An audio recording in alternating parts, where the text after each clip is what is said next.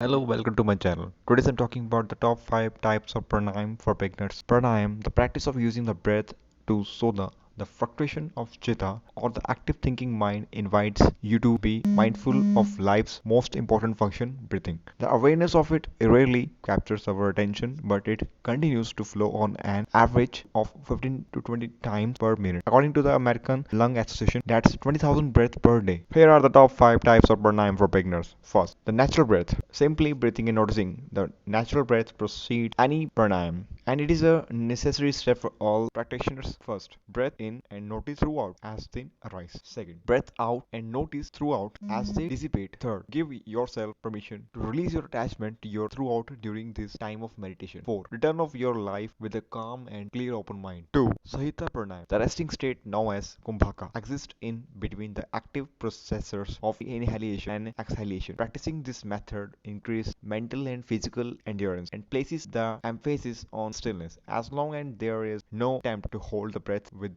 force and create even more anxiety. Here, how to gain the greatest benefit without causing more stress. 1. Inhale with the natural and focused breath and pause. Second, hold the breath not to the point of discomfort or struggle but long enough to settle into the stillness. Third, exhale the natural breath and pause. Fourth, hold the breath, notice the stillness. 5. Repeat for up to 5 minutes and take savasana. 3. Brahmari. Brahmari translates as large bee. You may want to reserve this calming pranayam when you have a few moments along because this can get pretty loud. You will achieve the greatest benefit when you create the most audible sound because the vibration sends a soothing wave throughout the nervous system, creating a homeostasis of mind and body. Number 1. Inhale completely through both nostrils. Number 2. Exhale, producing a buzzing sound of the bee. Third, repeat up to 5 minutes and take rest in savasana. 4. Trust your gut with dirga. This technique involves breathing sequentially. Number 1. Beginning from the diaphragm, filling up the abdomen. 2. Moving into the lungs. 3.